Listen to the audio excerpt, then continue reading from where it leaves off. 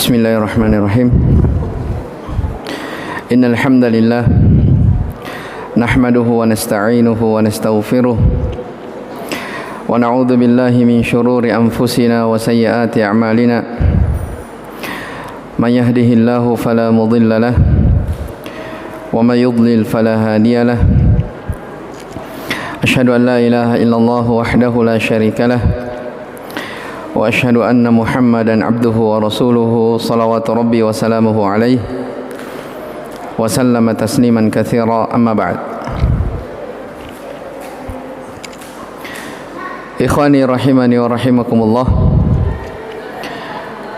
Insyaallah taala di malam hari ini biidznillah taala kita akan melanjutkan pelajaran kita membaca kitab Masailul Jahiliyati allati khalafa fiha Rasulullah sallallahu alaihi wasallam li Syekhul Islam Muhammad ibn Sulaiman At-Tamimi An-Najdi rahimahullahu taala.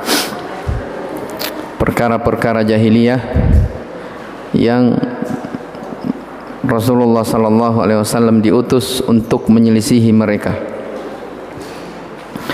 Ya, masih ada sedikit pembahasan di muqaddimah sebelum kita masuk di perkara yang pertama.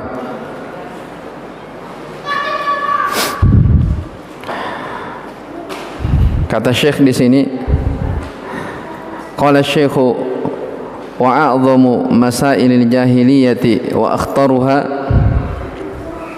adamul imani bima jaa bihi ar-rasul sallallahu alaihi wasallam. Masalah jahiliyah yang terbesar dan yang paling berbahaya adalah karena tidak beriman, tidak percaya, tidak yakin terhadap apa yang dibawa oleh Rasul sallallahu alaihi wa ala alihi wasallam. Taib. Ini yang paling Syekh, apa yang Syekh sebutkan ini sumber dan pokok utamanya. Jadi kenapa muncul 128 dari perkara-perkara yang buruk yang dilakukan oleh ahlul jahiliyah? Disebabkan karena ini tidak mau mengikuti ajaran atau risalah yang dibawa oleh Rasulullah sallallahu alaihi wasallam. Kapan hal ini diingkari, maka pasti seseorang akan terjatuh ke dalam perkara-perkara jahiliyah. Lianna ahlal jahiliyati kadzdzabur rasul sallallahu alaihi wasallam wa lam yu'minu bihi. Karena ahlul jahiliyah terdahulu mereka mendustakan Rasul sallallahu alaihi wasallam. Mereka tidak beriman kepadanya. Wa lam yaqbalu hudallahi alladzi jaa bihi. Mereka tidak menerima petunjuk Allah yang dibawa oleh Rasulullah sallallahu alaihi wa ala alihi wasallam. Qala rahimahullahu taala, fa idan dhafa ila dhalika istihsanu ma alaihi ahlul jahiliyati tammatil khasarah. Jadi semua itu terjadi, mereka tidak mau beriman terhadap apa yang dibawa oleh Rasulullah SAW, itu semuanya karena istihsan, menganggap baik apa yang mereka lakukan. Ya. Ketika menganggap baik sesuatu yang biasa mereka lakukan padahal bertentangan terhadap yang dibawa oleh Rasulullah sallallahu alaihi wasallam, maka kata Syekh tammatil khasarah. Disitulah kesempurnaan kerugian. Itulah inti kerugian. Ai hasala fasadun fi dhahir wal batin. Siapa yang menganggap baik sesuatu yang dia lakukan padahal bertentangan apa yang dibawa oleh Rasulullah sallallahu alaihi wasallam, maka akan rusak zahir dan batin. Ya. Rusak hati seseorang, zahirnya pun rusak. Apa maksudnya rusak secara batin? Syekh sebutkan, fasadun fil batini wa huwa adamul iman bima jaa bihi Rasulullah SAW. Dikatakan rusak hatinya karena dia tidak mau percaya terhadap ajaran yang dibawa oleh Rasulullah SAW. Satu. Wa fasadun fil zahir, kerusakan secara zahir yang kelihatan, wa huwa istihsan umuril jahiliyah, dia menganggap baik perkara-perkara jahiliyah. Jadi katakan di sini, fa idza fasada adh-dhahir wal batinu tammatil khasarah. Jika sudah rusak lahiriah dan batiniyah seseorang, maka itulah puncak dari kerugian. Waliyadzubillah. Wa hadza natijatul jahli wa adamu ma'rifati umuril jahiliyah. Ini akibatnya karena tidak berilmu, ya, dia jahil terhadap perkara-perkara jahiliyah. Ya. Fala yajuzu istihsan ma alaihi ahlul jahiliyah. Maka seseorang itu dia tidak boleh menganggap sesuatu, dia tidak boleh menganggap baik apa yang dilakukan oleh orang-orang jahiliyah terdahulu. Bal yajibu inkaruhu wastibsya'uhu, maka dia wajib mengingkarinya dan dia wajib menganggap buruk hal tersebut. Amma man istahsanahu fa innahu yakunu min ahli jahiliyah. Adapun orang yang menganggap baik, maka dia khawatirkan dia termasuk dari orang-orang yang mengikuti ahlul jahiliyah. Kemudian Syekh berdalil dengan firman Allah Subhanahu wa taala dalam surah Al-Ankabut, walladzina amanu bil batili wa kafaru billahi ulaika humul khasirun. Orang-orang yang beriman kepada kebatilan dan dia ingkar kepada Allah, maka mereka itulah orang-orang yang merugi. Iya, apa maknanya beriman kepada kebatilan? Yaitu mereka percaya terhadap kejelekan-kejelekan, mereka lebih percaya dari kebatilan dibandingkan dengan al-haq. Iya. Sementara kata Syekh di sini, yang namanya kebatilan, yang namanya kesesatan, yang namanya perkara jelek itu az-zahibur ra'il, az-zail, dia akan pergi lenyap, tidak ada gunanya. Sebagaimana firman Allah Subhanahu wa taala, famadza ba'dal haqqi illa ad-dhalal fa anna tusrafun. Maka tidak ada lagi setelah al-haq kecuali kesesatan. Ya, maksudnya ayat ini, ya, ketika datang seseorang kepada dirinya sebuah al-haq disampaikan, setelah itu dia tidak mau tunduk, maka tidak ada jalan lain kecuali itu hanya kesesatan. Itu makna ayat. Jadi tidak ada setelah al-haq, ya, setelah datangnya al-haq kepada seseorang, tidak lain kecuali hanyalah kesesatan. Fa anna tusrafun, maka bagaimana kalian bisa dipalingkan dari kebenaran? Ya. Ini yang terakhir yang diingatkan Syekh di muqaddimah, bahwa perkara jahiliyah yang terbesar, kenapa muncul 128 dari perkara-perkara jahiliyah yang kita akan sebutkan dalam kitab ini? Ya, sumbernya hanya satu. Tidak beriman, tidak percaya, tidak yakin terhadap apa yang dibawa oleh Ar-Rasul alaihi salatu wassalam. Taib. Maka tiga hal ya sudah dijelaskan. Orang-orang Yahudi, orang-orang Nasara ataupun ummiyun, semuanya disebut ahlul jahiliyah tatkala mereka tidak tunduk dan taat kepada siapa? Ajaran yang dibawa oleh Rasulullah sallallahu alaihi wa ala alihi wasallam. Baik, kita masuk di poin yang pertama.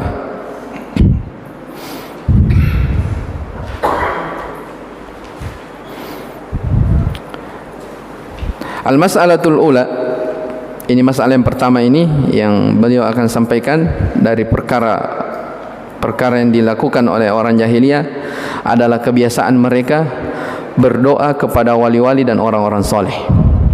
Kebiasaan mereka apa? Meminta berdoa kepada wali-wali dan orang-orang soleh. Taib. Al-mas'alatul ula, perkara jahiliyah yang pertama, kata Syekh, innahum yata'abbaduna bi isyrakis salihin fi du'aillahi wa ibadatihi. Sesungguhnya mereka, ya, mereka maksudnya orang-orang jahiliyah, yata'abbadun, mereka menyembah, ya, beribadah, ya, bi isyrakis salihin, dengan menjadikan, ya, orang-orang soleh mereka sebagai sekutu fi du'aillahi wa ibadatihi, di dalam berdoa kepada Allah dan beribadah kepadanya. Dengan tujuan apa? Yuriduna syafa'atahum indallah, dengan tujuan mereka ingin diberi syafaat di sisi Allah Subhanahu wa taala. Lidhannihim anna Allah yuhibbu dzalik. Perhatikan, karena dugaan mereka, sangkaan mereka, Allah mencintai hal tersebut. Wa anna salihina yuhibbunahu, orang-orang soleh juga mencintai hal tersebut. Baik, pahami dulu ini sebelum kita lanjut. Ya, ini poin yang paling pertama ya.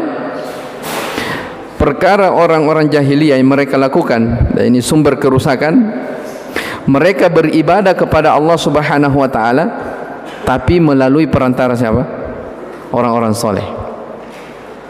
Mereka meminta, ya, berdoa, meminta hajat, minta rezeki, minta keberkahan, itu melalui apa? Melalui perantara, tidak langsung kepada Allah Subhanahu wa taala. Jadi katakan oleh Syekh di sini, yata'abbadun, mereka beribadah, menyembah, tapi dengan cara apa? Bi isyrak, dengan menjadikan orang-orang soleh mereka sebagai isyrak, tandingan. Ya, fi du'aillah, di dalam berdoa dan beribadah kepada Allah Subhanahu wa taala. Tapi ingat, ya, bukan artinya mereka meyakini bahwa orang-orang soleh yang mereka jadikan sebagai perantara, wali-wali yang mereka jadikan sebagai perantara, mereka tidak berkeyakinan kalau wali ini dengan sendirinya bisa apa? Memberi keberkahan, dia bisa memberikan rezeki. Tidak. Keyakinan mereka tetap apa? Kepada Allah Subhanahu wa taala. Mereka minta misalnya kepada penghuni kubur, kepada berhala-berhala. Mereka tidak yakin kalau berhala-berhala yang mereka agungkan, yang mereka besarkan, itu yang dapat memberi apa? Rezeki, yang memberikan manfaat, yang bisa menolak bahaya darinya. Tidak. Murni kepada Allah Subhanahu wa taala. Iya. Makanya dalam Al-Quran dibahasakan, fa idza raqibu fil fulki da'u Allah mukhlishina lahuddin.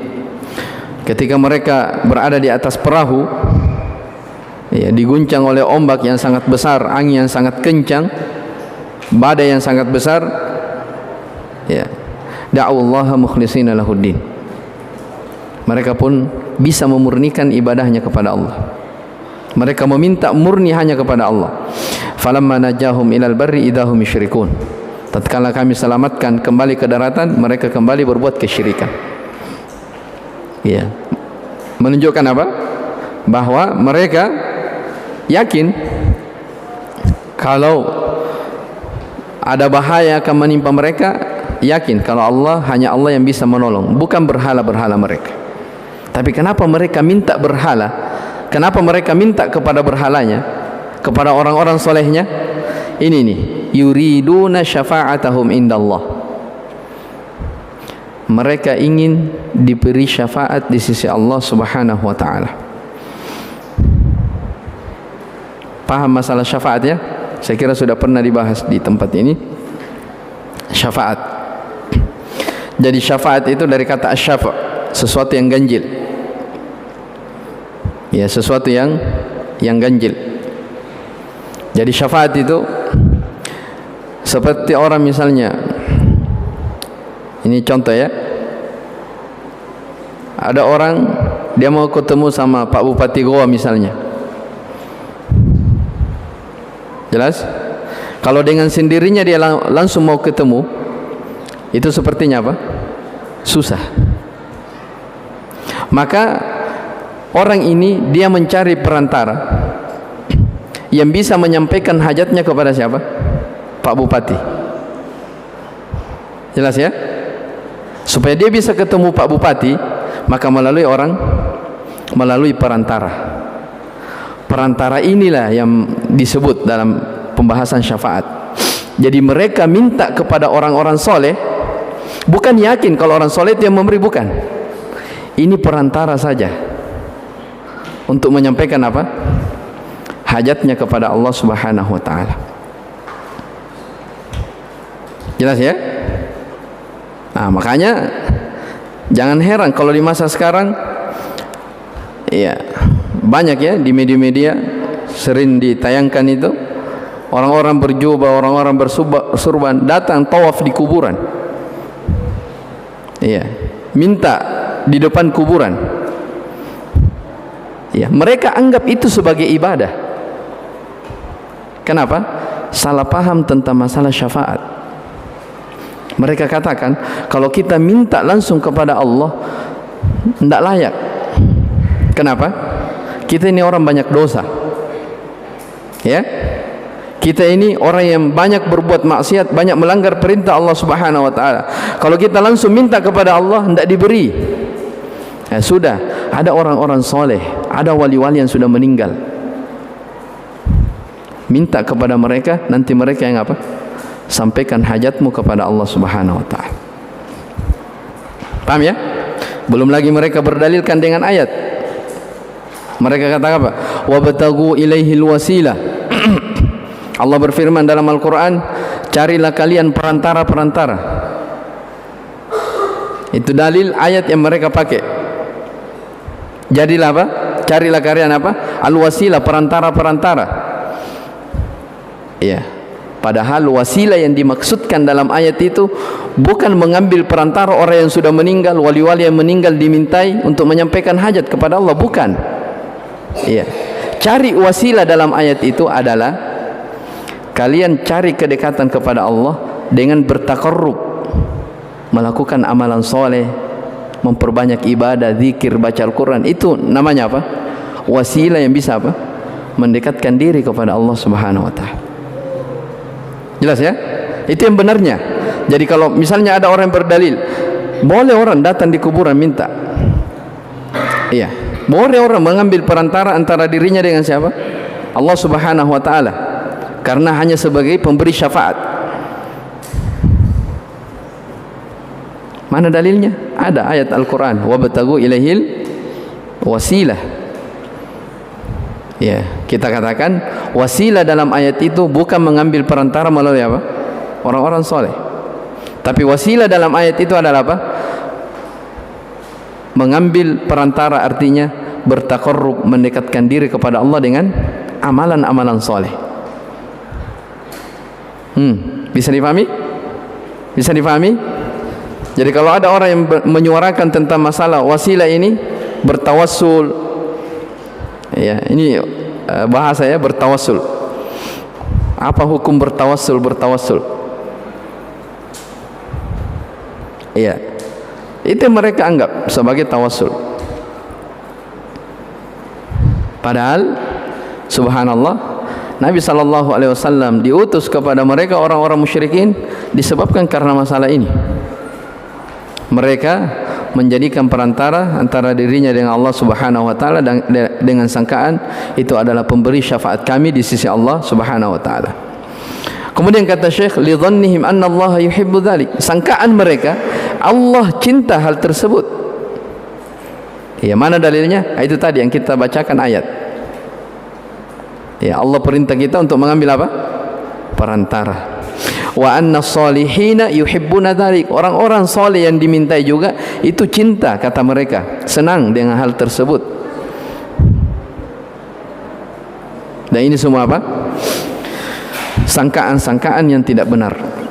Ternyata ini semua adalah hal-hal atau perkara-perkara yang biasa dilakukan oleh orang-orang jahiliyah terdahulu. Taib. Mana dalilnya kalau itu adalah kesyirikan, mengambil perantara? Yang kalian anggap itu sebagai tawassul, itu adalah kesyirikan. Allah berfirman dalam surah Az-Zumar, wa ya'buduna min dunillahi ma la yadhurruhum wa la yanfa'uhum wa yaquluna haula'i syufa'auna indallah. Allah berfirman, mereka beribadah kepada selain Allah, padahal ya, mereka beribadah kepada selain Allah kepada perkara-perkara yang tidak bisa menolak bahaya dari mereka. Ya, tidak bisa memberi manfaat kepada mereka. Tapi mereka kata apa?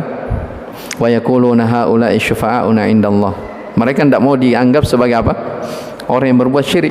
Mereka hanya mengatakan mereka itu orang-orang soleh itu adalah pemberi syafaat kami di sisi Allah Subhanahu wa taala. Baik, dalam ayat yang lain, walladzina ittakhadhu min dunihi awliya'a ma na'buduhum illa liqarribuna ila Allahi zulfa. Orang-orang yang menjadikan selain Allah Subhanahu wa taala sebagai pelindung, sebagai wali-wali, penolong-penolong. Mereka katakan apa? Ma na'buduhum illa liyuqarribuna ila Allahi zulfa. Kami tidaklah menyembah mereka, tidak beribadah kepada mereka, melainkan mereka ini adalah orang yang mendekatkan diri kami kepada Allah sedekat-dekatnya. Berarti niatnya baik, tak? Ya. Jadi mereka berbuat kesyirikan, niatnya itu baik. Taib. Perhatikan, saya balik. Mereka orang jahiliyah terjatuh ke dalam kesyirikan melalui perantara, menjadikan perantara antara dirinya dengan Allah, orang-orang soleh. Kenapa? Karena apa yang dia anggap, apa yang mereka lakukan itu dianggap apa? Hah? Yang mereka lakukan dianggap apa? Kebaikan. Iya tak? Makanya perhatikan itu selalu muqaddimah pendahuluan. Semua yang terjadi dari kerusakan, tidak mau beriman terhadap yang dibawa oleh Rasul sallallahu alaihi wasallam, kuncinya satu, menganggap baik sesuatu yang yang dia lakukan. Nah, seperti ini. Allah sudah katakan, mereka mengambil tandingan pelindung-pelindung selain Allah. Mereka menjadikan selain Allah sebagai aulia, penolong-penolong. Ketika ditanya kepada mereka, itu kesyirikan. Apa mereka jawab? Mana abuduhum? Kami tidak berbuat kesyirikan. Kami tidak minta menyembah kepada mereka, illa kecuali liyuqarribuna ila Allahi zulfa, supaya mereka mendekatkan diri kami kepada Allah sedekat-dekatnya. Jadi tujuannya untuk ibadah, tapi cara beribadahnya apa? Perhatikan ini. Tujuannya ingin apa? Mendekatkan diri kepada tujuannya ingin mendekatkan diri kepada Allah Subhanahu wa taala. Tapi caranya mendekatkan diri kepada Allah adalah cara yang apa? Cara yang keliru. Kenapa bisa? Istihsan, menganggap baik sesuatu yang dia lakukan.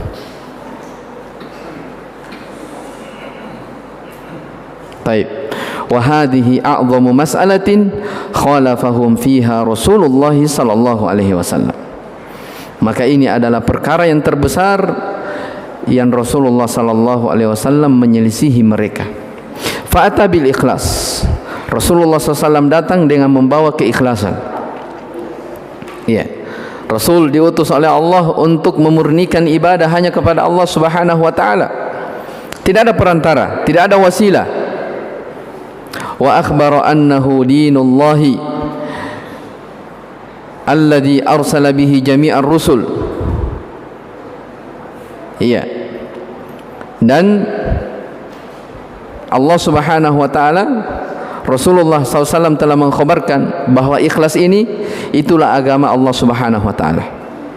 Memurnikan ibadah ini itulah murni agama Islam, yang dengannya Allah mengutus seluruh para rasul.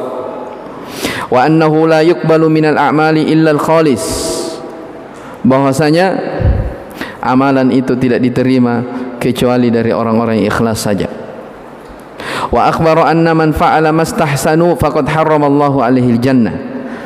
Dan Nabi telah mengkhabarkan, siapa yang melakukan sesuatu, beramal dengan hal yang dia anggap baik, istihsan, menganggap itu adalah kebaikan, padahal itu adalah perkara yang menyelisihi Rasulullah SAW, faqad harramallahu alaihi al-jannah, maka sungguh Allah telah haramkan baginya surga. Wa ma'wahun nar, dan tempat kembalinya adalah neraka. Wa hadhihi al-mas'alatu allati tafarraqa an-nasu min ajliha baina mu'minin wa kafirin. Ternyata karena masalah yang pertama inilah, ya, masalah kesyirikan inilah yang manusia terbagi menjadi dua golongan. Di antara mereka ada yang mukmin, di antara mereka apa? Ada yang kafir. Ya, perlu dipahami ya. Jadi jangan menganggap orang-orang kafir itu adalah orang yang tidak percaya kepada Allah, bukan. Ya. Jangan pernah menyangka bahwasanya orang-orang musyrik itu adalah orang yang berkeyakinan kalau yang bisa memberi rezeki, yang bisa mendatangkan keberkahan, yang bisa mendatangkan manfaat, bisa menolak bahaya, itu adalah berhala yang mereka pelihara, bukan. Mereka murni, mereka yakini tentang tauhid ar-rububiyah. Cuma masalahnya apa? Mereka tidak yakin kalau hanya satu-satunya Allah yang satu-satunya diibadahi. Mereka mau mengambil perantara. Taib. Maka kata Syekh di sini, masalah inilah tafarraqun nas, manusia terbagi baina mu'minin wa kafir, antara orang yang beriman dan orang yang kafir. Wa indaha waqa'atil adawatu, karena masalah inilah terjadi permusuhan. Iya tak? Jadi kenapa dalam sejarah Islam terjadi peperangan beberapa kali antara orang-orang Quraisy dengan Nabi dan para sahabatnya? Ini masalah kesyirikan. Iya. Wali ajliha syuri'al jihad, karena masalah inilah adanya syariat jihad fi sabilillah. Iya. Karena gara-gara inilah adanya pertumpahan darah yang memang Allah perintah untuk apa? Memerangi orang-orang musyrikin. Kama qala ta'ala, sebagaimana firman Allah Subhanahu wa taala, wa qatiluhum hatta la takuna fitnatun wa yakuna ad-dinu kulluhu lillah. Perhatikan, qatiluhum, kalian wahai para nabi dan para sahabat, kalian wahai nabi dan para sahabat, hum, perangi mereka. Siapa mereka? Orang-orang musyrikin. Perangi mereka sampai tidak terjadi fitnah lagi. Nah, fitnah di sini, fitnah artinya bukan tuduhan ya, tapi fitnah di sini adalah kesyirikan. Jadi maknanya ayat ini, perangi mereka orang-orang musyrikin agar tidak terjadi lagi fitnah, yaitu kesyirikan.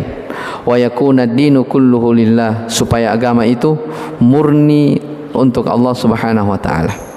Itulah keikhlasan. Jelas ini ya? Taib.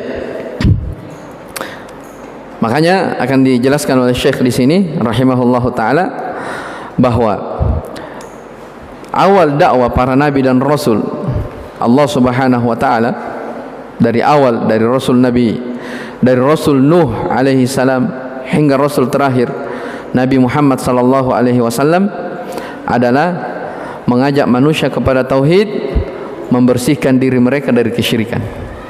Siapa yang berdakwah tidak melalui jalur ini, nah, itu dakwah yang perlu dicurigai. Paham ya?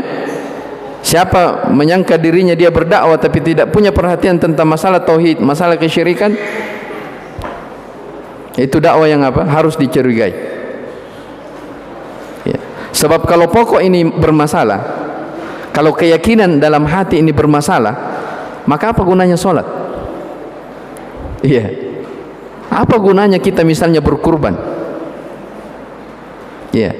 Apa gunanya bersedekah, berinfak, mengeluarkan zakat? Apakah zakat yang wajib atau zakat harta, zakat mal? Apa gunanya kalau memang apa? Masalah keyakinan, akidah ini yang rusak, tidak diterima. Iya. Makanya dalam Al-Quran dikata apa?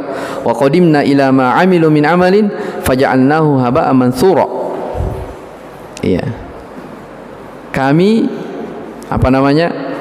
datangkan amalan yang mereka lakukan, lalu kami jadikan, kata Allah, amalan tersebut bagikan debu yang berterbangan, tidak ada gunanya. Itulah bahayanya apa? Syirik. Dan Allah banyak membuat permisalan tentang masalah ini dalam ayat ya. Mathalul ladzina ittakhadhu min dunillahi awliya'a kamathalil ankabuti ittakhadat baita wa inna awhanal buyuti labaitul ankabut law kanu ya'lamun. Permisalan orang-orang yang menjadikan selain Allah sebagai pelindung-pelindung, penolong-penolong, dia minta berkah di situ. Itu permisalannya Kamathalil ankabut, seperti laba-laba yang membuat rumah. Ya. Dia laba-laba itu berlindung dengan membuat apa? Rumah. Supaya aman dari apa? Aman dari gangguan. Paham ya? Laba-laba. Ya. Seperti itu permisalan orang yang berbuat syirik. Mereka minta kepada penghuni kubur, padahal penghuni kubur itu tidak bisa berbuat apa-apa. Ya, orang-orang yang menjadikan selain Allah sebagai pelindung, sebagai penolong, itu seperti apa namanya? Laba-laba, ya, yang membuat rumah. Wa inna auhanal buyut labaitul ankabut. Ketahuilah, rumah yang paling lemah, yang paling rapuh, itulah rumahnya siapa? Laba-laba. Lau kanu ya'lamun. Seandainya mereka mengetahui. Ya, kata Ibnu Qayyim, ya, lau kanu ya'lamun, seandainya mereka mengetahui, bukan artinya dia tidak tahu kalau sarang laba-laba itu lemah, bukan.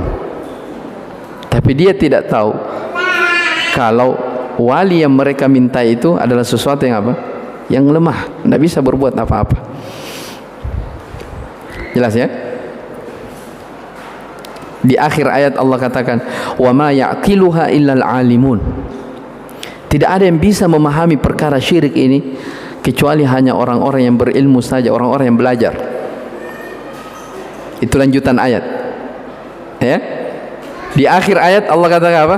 Wa ma ya'qiluha illal alimun. Tidak ada yang memahami masalah ini kecuali hanya orang-orang apa?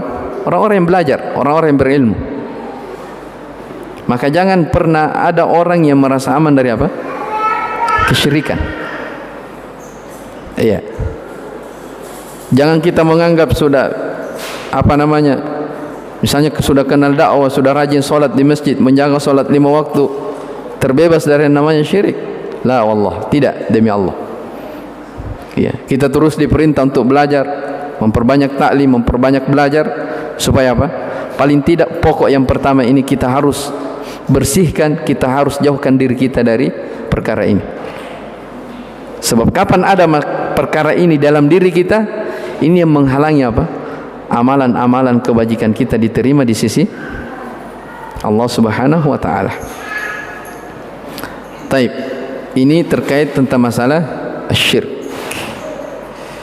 Di sini ada dua hal yang ingin, sebelum saya baca penjelasannya, ada dua perkara yang ingin saya terangkan. Pertama, masalah apa itu syirik, dan yang kedua apa itu ikhlas. Saya sudah sering jelaskan ya. Tapi mungkin di antara teman-teman ikhwah-ikhwah sekalian ada yang belum tahu. Ya, kita jelaskan di pertemuan ini. Taib, ikhlas itu kata para ulama secara bahasa adalah at-takhliyatu wat-tasfiyah. Ikhlas itu adalah at-takhliyah, mengosongkan, wat-tasfiyah, membersihkan.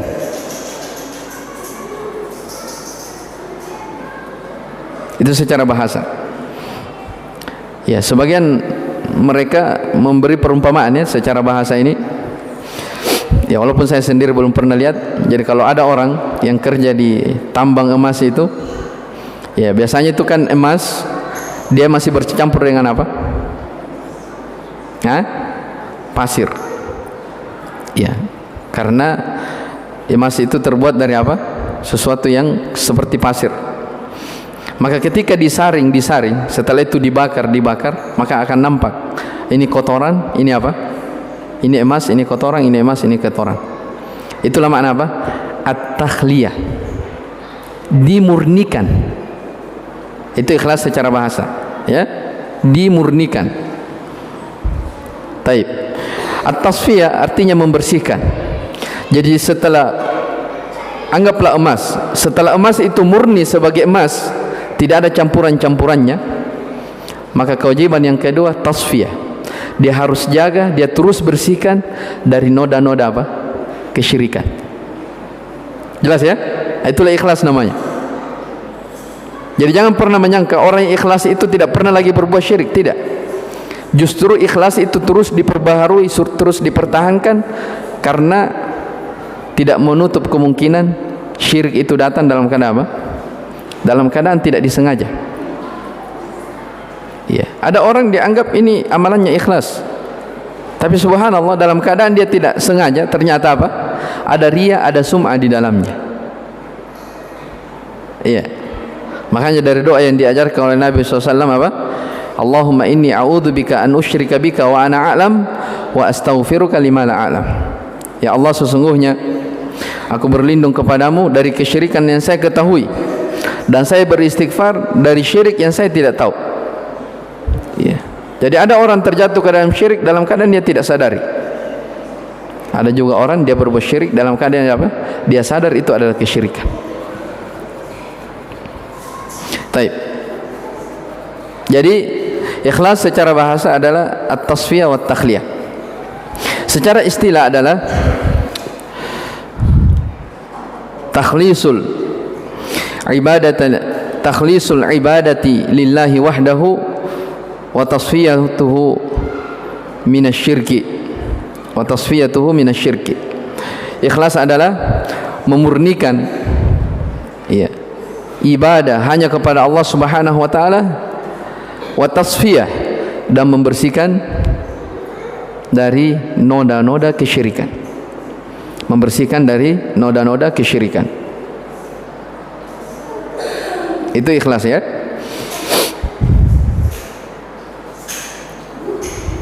Itu makna apa? Ikhlas. Wa ma umiru illa liya'budullaha mukhlishina lahuddin. Mereka tidak diperintah melainkan supaya mereka mengikhlaskan ibadahnya hanya kepada Allah Subhanahu wa taala. Hunafa, dalam keadaan dia hanif. Sebagai ulama tafsir menyebutkan hanif di situ adalah ittiba'. Di samping dia ikhlas, dia juga harus perhatikan apakah amalannya sudah mencocoki perintah Rasulullah sallallahu alaihi wasallam. Baik, perkara yang kedua yang ingin saya ingatkan, Syekh di sini menyinggung justru ini pembahasan masalah asyirk, kesyirikan. Apa itu syirik? Iya. Syirik secara bahasa kata para ulama adalah at-taswiyah. At-taswiyatu, penyamaan atau menyetarakan. Ya, menyamakan. Iya. Itu kesyirikan. Dan ini ada contoh ya, penggunaan bahasa ini ada contoh dalam ayat Al-Quran. Misalnya firman Allah Subhanahu wa taala, "Tallahi in kunna lafi dhalalin mubin." Yang terkait tentang orang-orang yang berbuat syirik juga. Ya. Jadi Allah memberitakan tentang mereka, "Tallahi in kunna lafi dhalalin mubin." Tallah, demi Allah, sesungguhnya kami dahulunya, maksudnya di dunia, betul-betul kami berada di dalam kesesatan yang nyata. Bagaimana kesesatan yang nyata itu? Idnu sawwikum bi rabbil alamin. Ketika kami nusawwi, menyamakan ya Allah Subhanahu wa taala dengan yang lainnya. Berarti taswiyah itu adalah artinya apa? Menyamakan. Ini definisi syirik secara bahasa. At-taswiyah, menyamakan. Dan secara istilah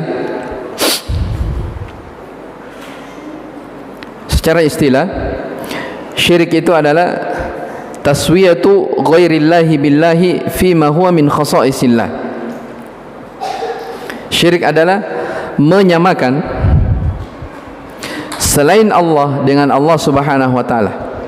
Menyamakan selain Allah dengan Allah Subhanahu wa taala pada perkara-perkara yang merupakan kekhususan Allah. Jelas ya? Saya ulang.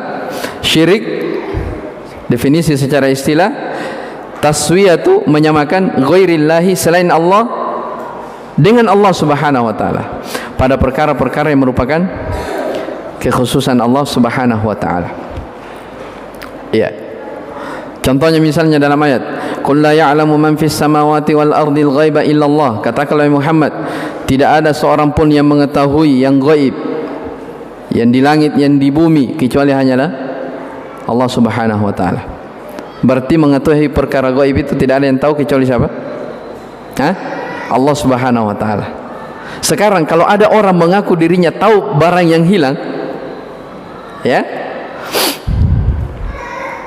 ya, misalnya ada handphone tak jatuh, atau uang hilang, atau barang dicuri, ya, biasa orang Makassar bilang, coba bang maiki suruh cini. Pernah kita dengar begitu? Suruh cini, ya. Di mana itu suruh cini orang biasa? Di televisi. Di Sandro bang. Ya. Kalau dibilang maiki suruh cini, berarti ini orang, dia anggap ada orang yang bisa melihat sesuatu yang apa? Yang gaib selain dari Allah Subhanahu wa taala. Berarti itulah apa? Menyamakan selain Allah dengan Allah pada perkara yang merupakan kekhususan Allah. Kekhususan Allah, tidak ada yang tahu perkara gaib kecuali hanya Allah. Kalau ada orang yang mengetahui perkara gaib selain Allah, berarti itu namanya apa? Menyetarakan antara dirinya dengan Allah Subhanahu wa taala. Kesyirikan. Itu contoh kecil, ya, belum lagi contoh-contoh yang lain. Taib, ini dua perkara yang saya ingin ingatkan terkait tentang definisi ikhlas dan definisi syirik. Taib, insyaallah penjelasan dari masalah yang pertama ini kita akan jelaskan di pertemuan berikutnya. Wallahu taala alam. Wa subhanakallahumma bihamdik asyhadu an la ilaha illa anta astaghfiruka wa atubu ilaik. Walhamdulillahirabbil alamin.